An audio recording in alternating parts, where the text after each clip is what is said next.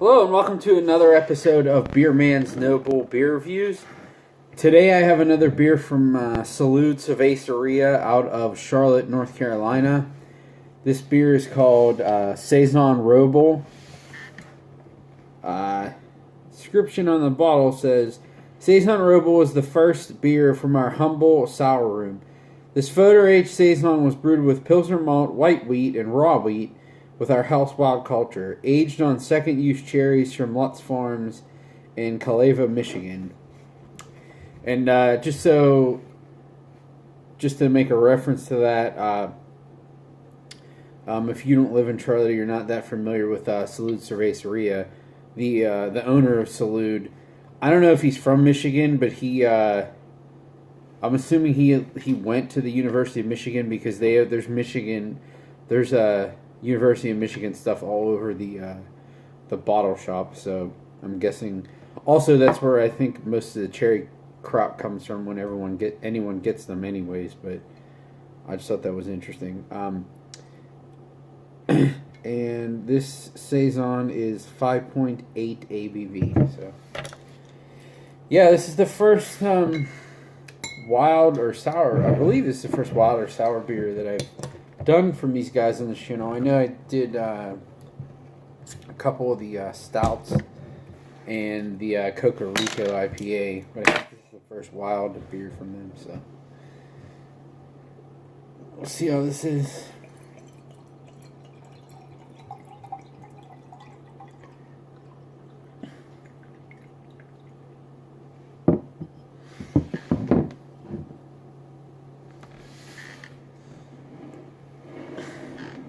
So as you can see, it pours a cloudy, it's really almost like a light rust color, but it does have like a very slight like pinkish hue to it. Obviously, you can see there's pretty much no head at all. I'm hoping that doesn't mean that the beer itself, the body of the beer, is lacking carbonation. We'll see.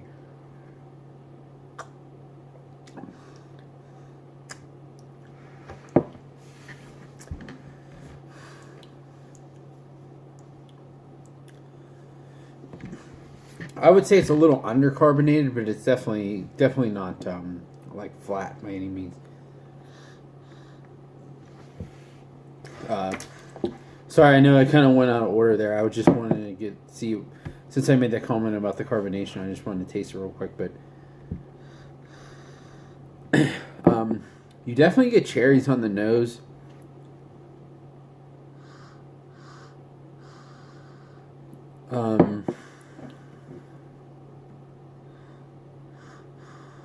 There's a good bit of oak. There's some Brett character. I would say oak is like the most dominant thing in the aroma. It's almost like that, like a buttery, like Chardonnay oak. And there's a little bit of like minerality and like sweet tart character too.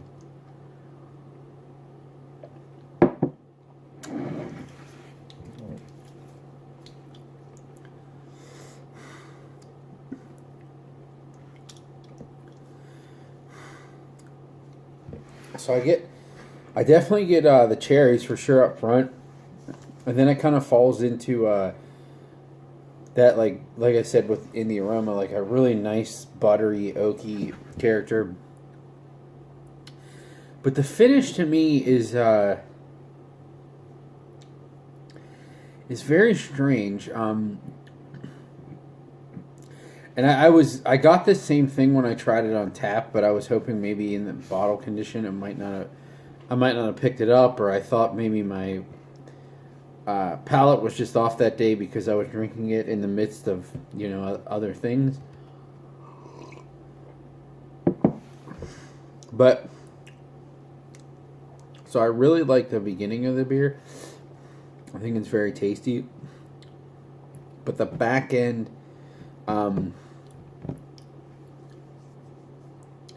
I know this sounds really weird, but it reminds me of it's like plasticky, but not Like, usually when I think of plastic, like, it's something from certain Brett strains seem to could have, like, a plasticky character, but usually it makes me think of, like, a toy that smells like plastic. This, to me, is a very, very specific plastic smell that isn't just like a random toy. What this smells like to me is if you ever open like a package of an inflatable, like a beach ball or something else that's like inflatable. Whatever, I know it's plastic, but it's obviously like plastic and vinyl or something. I don't even know exactly completely what they're made out of. But whenever you open that package and you smell that plastic inflatable, that's what the back end of this flavor tastes like. It's very weird. I don't know. I don't know if it is something from the Brett or if it's something with the cherries.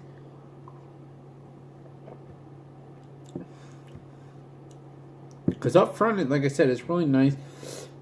Has that oaky, buttery, funky character, and even the depth of the cherry is that of, you know, some cherry beers. I guess it's not just beers because like cherry mead is the same way, but cherry drinks. I've heard it's like the pits that cause this, but they almost have like a cinnamon character, and I'm getting that out of this too. So that side of it is really nice, but the back end is just weird.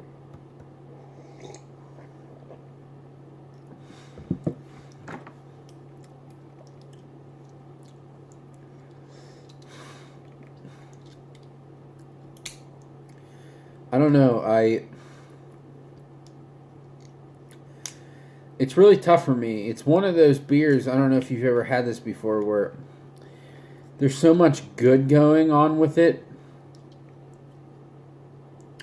that you want to try to ignore that one weird thing that you're getting from it because you don't want that to overtake all the good things that are going on with it.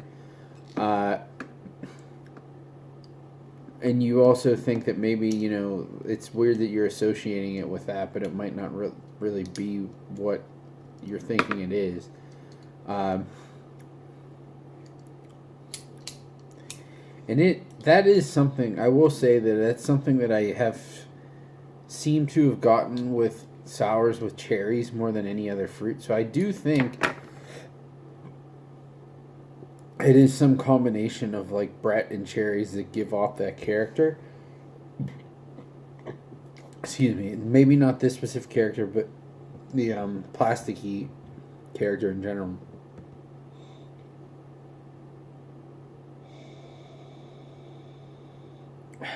The aroma is so nice. Like, the aroma really is basically what the front end of it tastes like. It's just the back end that has that odd character.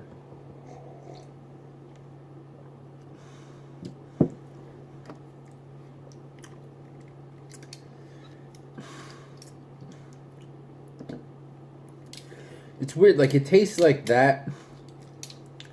But if I kind of try to pull my mind away from that specific thing, it's almost like a minerality, too. Like a minerality and almost like a perfumey potpourri character. So yeah, I'm gonna, on my scale of buy, drink, dump, I'm just gonna give this one a drink, because that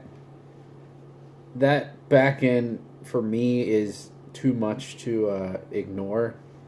The rest of the beer is really nice, and honestly, 10 other people could drink this and either not taste that or not associate it with that at all and think it's amazing, and I wouldn't blame them at all. Sometimes, something just, when you drink something and there's specific flavor in it, it just sparks your mind of something really, really specific, and you just can't get it out of your head. I mean, for example, there was this one Fauna Flora beer that I really liked, and then someone was like, oh, it kind of tastes like pickle brine juice.